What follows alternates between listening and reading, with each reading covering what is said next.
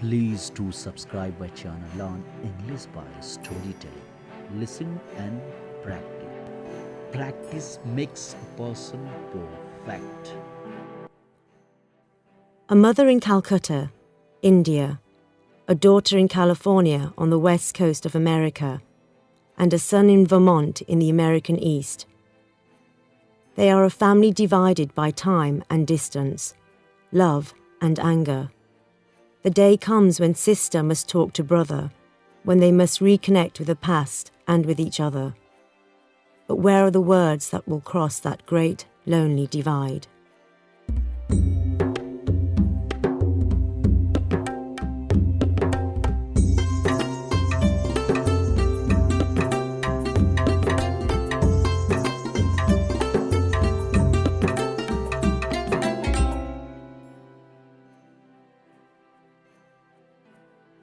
There is grey in the sky and a strange bleeding pink I've never seen before. Or perhaps the freezing cold is confusing me. I hold a wool coat around me, a coat that is too large for me, borrowed from my brother Darren for this boat trip. I am trying to remember how it feels to be warm. I am not quite sure why we are on this ferry, why we are attempting to cross this frozen lake. The wool has a smell of something dark and secret and close to the body. A smell that I find hard to connect with my brother, younger than me by 5 years, the baby of the family. How angry he used to be when I called him that.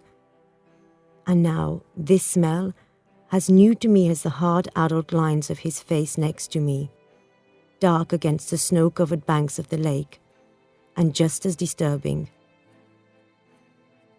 It is March in Vermont, on the eastern side of the United States, the last day of my visit. Tomorrow I will return to my husband Sandeep, my 2 daughters, and my garden in Sacramento, California, where it is so warm that purple bougainvilleas flower even in winter. I haven't done what I came here to do. I haven't found a time to tell Taryn that our mother, to whom he hasn't spoken in years, is dying in India. I haven't found a way to beg him to go to her.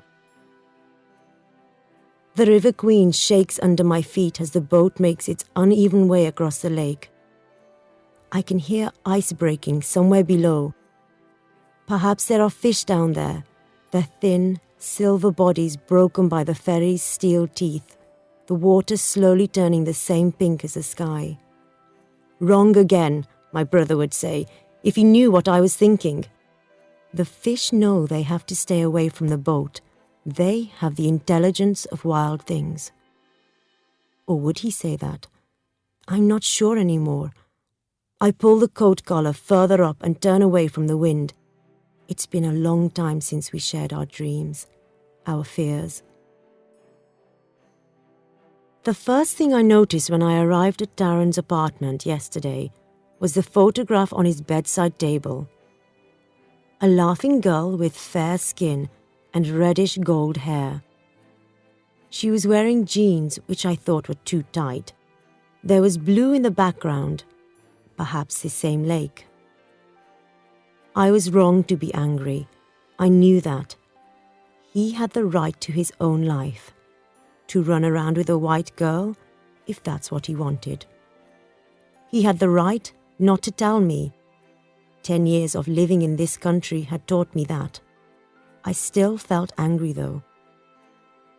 Darren, whose photo is this? My girlfriend's. He spoke in English. He'd been doing that ever since I got to Vermont, although I had spoken to him in Bengali. Was it because he had forgotten Bengali, or was it to annoy me? Perhaps it was just that.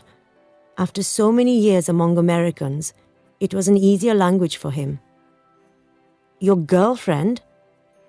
I realized that I'd started using English too, and was cross with myself. You never told me you had a girlfriend, especially a white one. What is Ma going to say when she finds out? I sounded just like a big sister, and I hated that. It wasn't what I had meant to say. Tarrant shrugged his shoulders. In the light of the bedside lamp, His face was empty of guilt or concern. "You can have the bed if you like," he said. "I'll sleep on the sofa." In my mind, I saw the girl's red hair spread over the pillow, her pale arms tight around my brother's brown back. No, I'll be very comfortable on the sofa," I said quickly. "I thought you might say that," Taran said. Was the look in his eyes amused or just polite? "Are you going to let Ma know about her?" I burst out. It was a stupid question. Taran hadn't written to our mother or replied to her letters ever since he came to this country. But sometimes stupidity is all we're left with. "There's a nice movie on at the cinema tonight. Want to go?" he said. This time I had no trouble reading my brother's eyes. They were bored. What I remember most clearly of Taran from his childhood are his eyes. They were very bright and very black. I could see myself reflected in them, tiny and clear and more beautiful than I really was. Maybe that was why I loved him so much. Don't forget to subscribe my channel. Learn English by storytelling. Listen and practice.